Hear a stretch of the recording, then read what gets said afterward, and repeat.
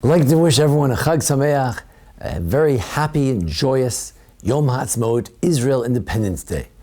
What a joy to celebrate on Yom Haatzmaut. This year, thank God, Bluma and I, with Asher, our son, have an opportunity to celebrate with the people of Israel in the state of Israel. But I wanted to share some remarks. I wanted to ask a simple question. What is the celebration of Yom Haatzmaut? What is the celebration of Declaration of Independence? Where does it say in Jewish tradition that when the Jewish people declare independence, that should be a source of celebration? What is it that we celebrate most about the state of Israel today? And for this, I'd like to turn to a passage in Maimonides in the Rambam, where he speaks about Tzom Gedalia. Tzom Gedalia, the fast of Gedalia, the fast the day after Rosh Hashanah. And believe it or not, in that passage, I believe contains a very important lesson for Yom Haatzmaut today. It says, why do we fast on Tzom Gedalia, the third day of Tishrei? Because Shebo Ne'era Gedalia ben Achikam, because that's when the last governor of Israel, the Gedalia, who was not from the kingly line, he was not a descendant of David, he was not a sovereign king in Israel, he was simply the last governor appointed by the Babylonians in the land of Israel in the first temple period. The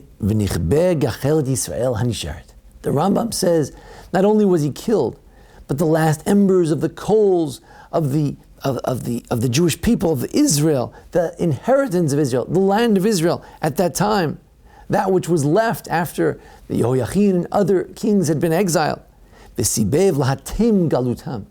And that was the cause of the conclusion of their galus, of the sealing of the notion of that there would be exile.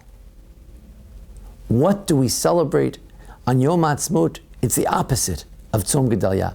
On Tzom Gedalia, we commemorate the fact that the hope was lost, that the exile began. On Yom Haatzmaut, we celebrate nothing less than the opposite. That the coals of the state of Israel, of the inheritance of God in the land of Israel, begun to stir up, and the exile has begun to end. In 1948, there were only 600,000 Jews in the land of Israel, not even a 1/12 of all the Jews in the world. But today, where over half the Jews in the world live in the land of Israel, it's a rove, it's a majority. This constitutes a conclusion of the beginning of the conclusion of the exile.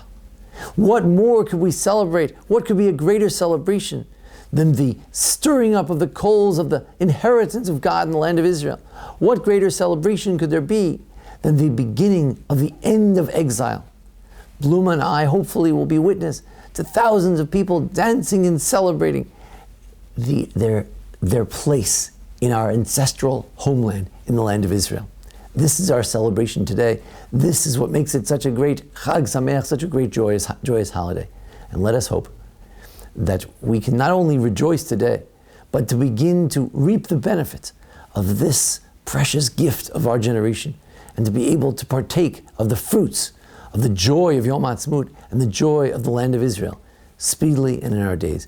May you all be inspired by this great day of celebration to greater commitment, greater thanksgiving for this gift, the greatest gift in our time, the state of Israel, the inheritance of God, where the Jewish people have begun to return home and the exile has begun to end.